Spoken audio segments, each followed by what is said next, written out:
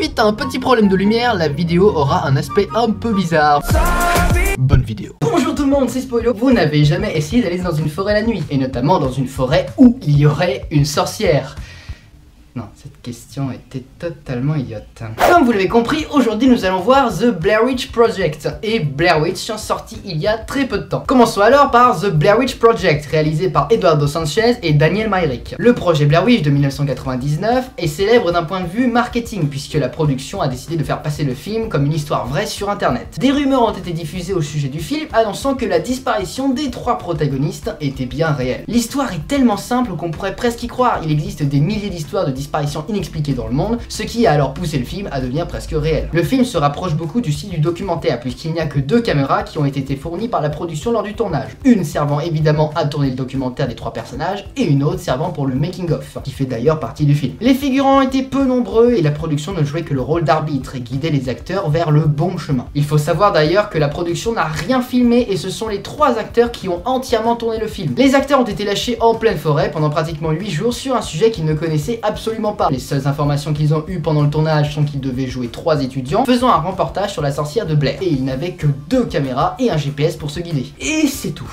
C'est vrai que les acteurs devaient être complètement paumés. Écoutez, j'ai réalisé de nombreux films et dans les années 90, pour faire un film, on donnait la caméra aux acteurs et ils se démerdaient avec. Maintenant, regardez, on est obligé de les aider tout le temps. C'est n'importe quoi. Attendez, on est même obligé de leur écrire des dialogues. Je suis outré. Le budget du film est estimé à 35 000 $ et la recette du film a atteint les 248 300 000 $. Il est donc considéré comme le film le plus rentable du cinéma et aucun n'a encore réussi à battre le record. Même pas Paranormal Activity qui a eu un budget de 15 000 $ mais n'a eu qu'une petite recette de 100 millions de $. Un Blair Witch 2 a été réalisé 1 an après le premier, mais celui-ci n'a absolument rien à voir avec celui d'origine. Il a été fait simplement dans le but de copier le premier, en tentant de faire une suite, et c'est plus un film d'horreur basique sans prétention qui a d'ailleurs été un véritable échec. Dans le film de 1999, les personnages utilisent des caméras à pellicule, ce qui donne alors un effet assez ancien avec beaucoup de grains. Le début du film est assez lent, l'intrigue se met en place rapidement, mais le suspense et l'horreur que ressentent les personnages mettent un bon moment à arriver. Dès que les premiers bruits un peu mystérieux apparaissent, on commence à s'accrocher au film et on n'arrive pas à se détacher les yeux de l'écran. L'ambiance sonore est absolument incroyable et très énigmatique. On entend des bruits qui paraissent dans un premier temps naturels dans une forêt, mais petit à petit on se rend compte que toute cette ambiance n'a plus rien de réel. On finit par délirer autant que les personnages, on est perdu. Le fait d'utiliser une caméra portée joue énormément sur le suspense et le mystère du film, même si le projet Blair Witch fait partie des premiers films filmés de cette façon, on n'échappe pas à une petite migraine après avoir regardé le film. Filmer en caméra portée est évidemment voulu, et d'ailleurs le projet Blair Witch s'en sort plutôt bien à ce niveau-là, puisque la plupart des plans ne dévoilent qu'une partie de ce qui se passe et qu'une grande partie du film est filmée de nuit avec une faible lumière. Le son est alors extrêmement important puisqu'il forme toute l'ambiance du film, les bruits de forêt sont mystérieux, énigmatiques et forment parfaitement bien l'horreur du film. Passons maintenant au Blair Witch sorti le 21 septembre 2016. Il a été réalisé par Adam Wingard qui a d'ailleurs réalisé You're Next. Blair Witch est donc la suite du tout premier film de 1999. On découvre en 2014 le personnage de James, le frère de Heather. Heather qui faisait partie de l'équipe de journalistes disparus mystérieusement dans la forêt de Blair. En regardant l'enregistrement vidéo de 1999, James pense que sa sœur est encore vivante et il veut découvrir la vérité sur son inquiétante disparition. Cela m'étonnerait beaucoup que 15 ans après, elle soit toujours vivante. Blair Witch reprend alors le même procédé que celui de 1999. Nous avons une bande de potes qui décident de se rendre dans la forêt de Blair et qui emportent avec eux tout un équipement d'enregistrement vidéo. L'équipement est d'ailleurs beaucoup plus perfectionné qu'en 1999, il y a l'utilisation d'oreillettes qui font office de caméra, ce qui permet alors de placer le spectateur à la place des personnages et donc d'être au cœur de l'action. Il y a également une quantité de caméras beaucoup plus importante que dans le premier, ce qui permet de travailler beaucoup plus sur le rythme du film en utilisant des plans très variés. Les personnages sont même amenés à utiliser un drone, qui d'ailleurs n'est pas très utile dans le film mais qui donne quand même une version différente du lieu où se trouvent les personnages. Le film dure à peu près 1h30 et les bruits inquiétants arrivent beaucoup plus rapidement que dans le premier et l'ambiance sonore est alors splendide et très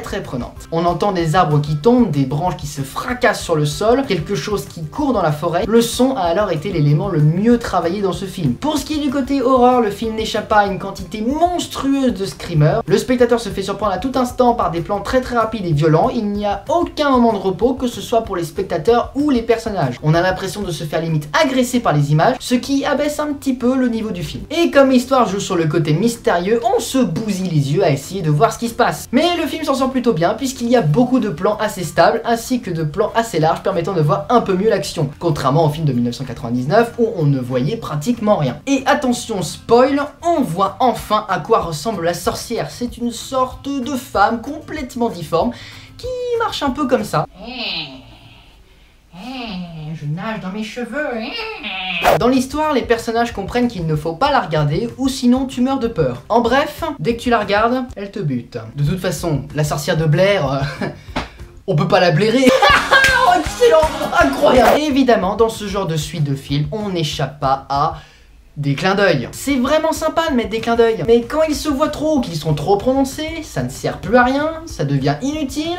Et ça gâche le film. Le temps est très différent du premier, dans ce Blair Witch il fait tout le temps nuit, on retrouve les totems disposés un peu partout et qui font office de poupée vaudou. Tu casses le bras d'un totem, la personne à côté de toi se casse le bras. Et encore un spoil, mais qui était en partie prévisible et qui est certainement encore un clin d'œil, à la fin du film, personne ne survit. Finalement, on peut dire que le nouveau Blair Witch est vraiment très sympa et je vous conseille vivement d'aller le voir rien que pour l'ambiance sonore. Il y a juste un peu trop de screamers, ce qui est vraiment dommage car les films d'horreur d'aujourd'hui ne sont composés que de screamers. Il n'y a donc pas de nouveauté en matière d'horreur. Les réalisateurs ont tout de même énormément bien géré leur mise en scène et sont allés beaucoup plus loin que le premier, ce qui est un petit peu normal puisque le budget était plus conséquent que celui de 1999. Le tout premier film est assez sympa d'un point de vue ambiance et mystère puisqu'on ne sait vraiment pas à quoi s'attendre, mais il a peut-être un peu mal vieilli puisqu'il est aujourd'hui beaucoup trop célèbre et que la mise en scène n'est pas la même que celle dont on a l'habitude de voir. Et voilà les gens, la vidéo touche à sa fin, j'espère qu'elle vous aura plu. Si c'est le cas, n'hésitez pas à mettre un gros j'aime. N'oubliez pas de commenter la vidéo et de me rejoindre sur les réseaux sociaux. Et sur ce, je vous dis à très bientôt pour de prochaines vidéos. Allez, ciao!